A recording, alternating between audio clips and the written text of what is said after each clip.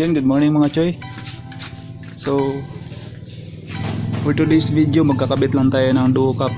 Ito, short video lang ito mga choy, kasi mabilis lang naman to eh. So itong kailangan natin mga choy, itong barya na 5 piso, tapos itong 17mm.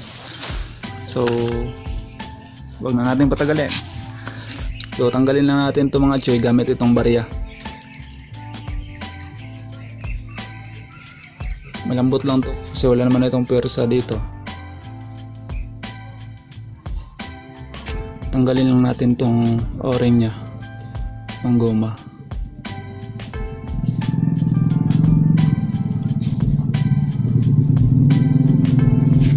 Tapos ilagay natin dito. Heng pa lang brand ito mga choy. Ayan.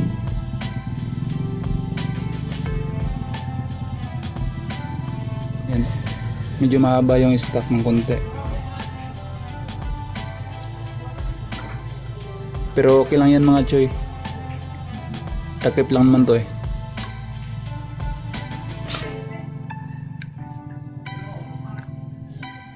Kailangan pala natin ng allen wrench.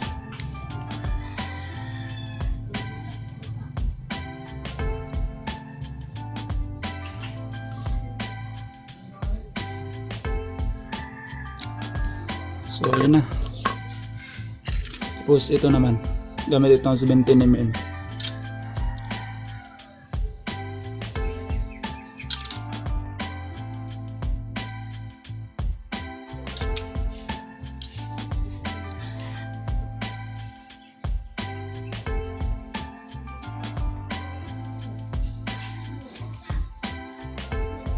Na rin natin lalagyan ng o-ring dito, kasi itong o-ring nya dito pwede tanggalin.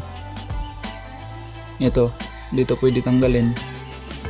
So tapos kung meron sana tayong guma na o-ring katulad nung nilagay natin dito, pwede sana, pero wala tayo nun. So hindi na lang natin lagyan.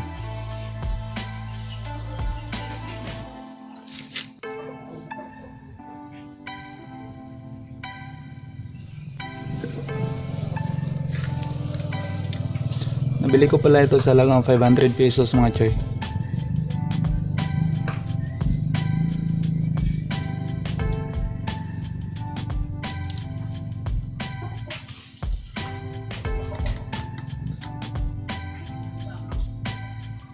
So yun lang. Ayun, pandarin natin mga choy para malaman natin kung tatagas ba yung oil dito. Pero yung sa tropa natin hindi naman tumagas kahit tula ng o-ring.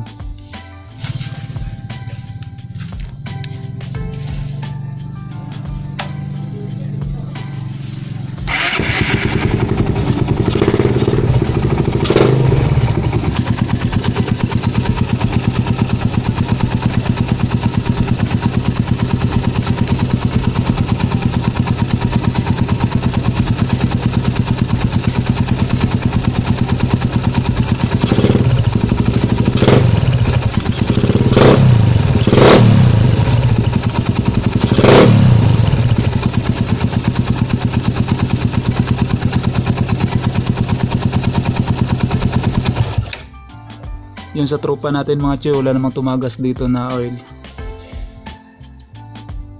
kaya okay lang yun. Yan, kahit wala ng o-ring. So ayun na mga choy, shoutout muna tayo. Shoutout nga pala kay Powership Motovlog, at shoutout din kay Raider Vlog from Davao City. Shoutout din kay Pops Enrico Dinggil from Ipil, Zamboanga, Sibugay.